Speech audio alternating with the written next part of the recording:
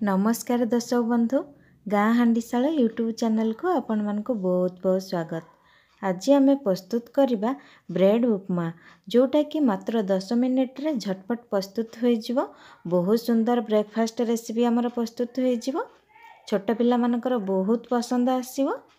घरे निश्चिंत ट्राए करंतु। छोट पिला मानक टिफिन बॉक्स रे दे पारिबे, आपण मान भी खाई पारिबे। एबे सेथिपाई आमे आवश्यक सामग्री देखि नबा, प्रस्तुति प्रणाली देखि नबा।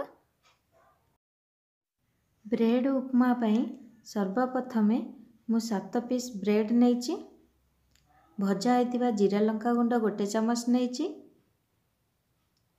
छोट कटा हेतिबा टमाटो गोटे नेछि।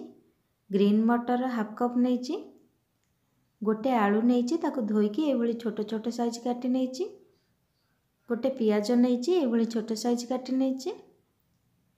सेथिपाई चीनी 2 चमच नेछि। चना डाली 1 चमच, सोरिष 1 चमच, जीरा 1 चमच, भूसंग पत्र, कंचा लंका 2टा नेछि। कंचा लंका को मझिरे एभली फाळ करी नेछि। स्वाद अनुसार लूण, हल्दी गुंड एवं तेल नेछि। एबे आमे ब्रेड को एभली छोट छोट साइज रो काटी नबा। एभली छोट छोट साइज रो काटिकी ब्रेड उपमा कले बहुत सुंदर देखा जाय थाए।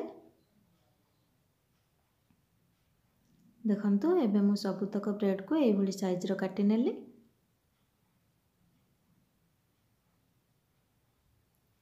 एबे आमे कढ़ाई गरम करिबा, सेथिरे 2 चमच तेल दबा। तेल एबे हमर गरम हे सलानी। एबे आमे एथिरे ए सब को दे दबा चना डाली, सोरिष, जीरा, भूसंग पत्र, कंचा लंका को दे दबा।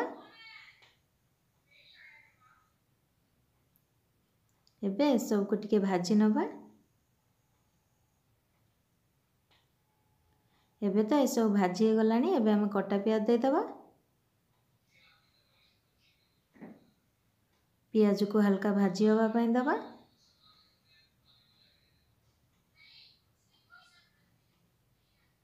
पियाज भाजी हे गला पर कटा आलू, ग्रीन मटर दे दबा। आलू ग्रीन मटर को 2 मिनिट भाजी नबा।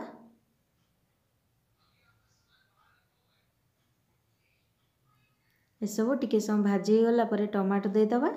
टमाटो को मध्य भाजी नबा।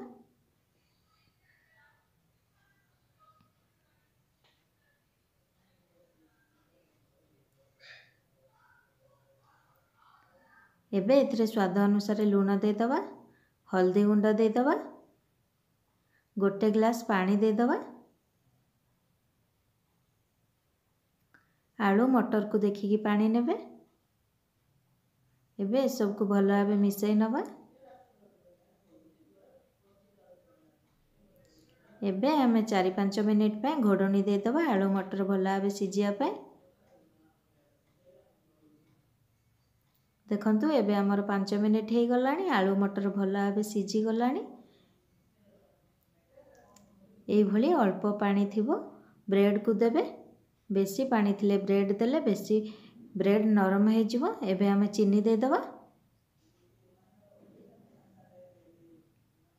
चीनी को देई सारला परे भलो भाबे मिसई नबा।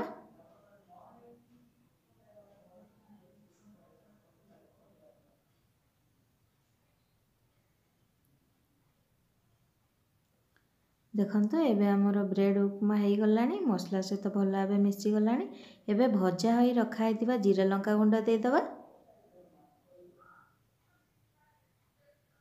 जीरा लंका गुंड पछ बेल को देले बहुत टेस्ट लागि थाए। एबे जीरा लंका गुंड को ब्रेड सहित भलो भाबे मिसई नबा।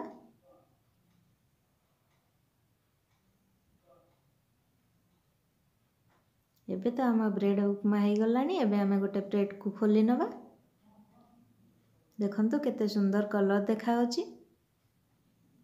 छोट पिला मानकर बहुत पसंद आसीबो। वर्तमान हमर प्रस्तुत हो गला ब्रेड उपमा। जदि आपण मानको ये रेसिपी भलो लागिछि लाइक शेयर कमेंट करंतु। जदि सर्वप्रथमे मोर से देखिवा को चाहउचंती सब्सक्राइब करंतु। धन्यवाद।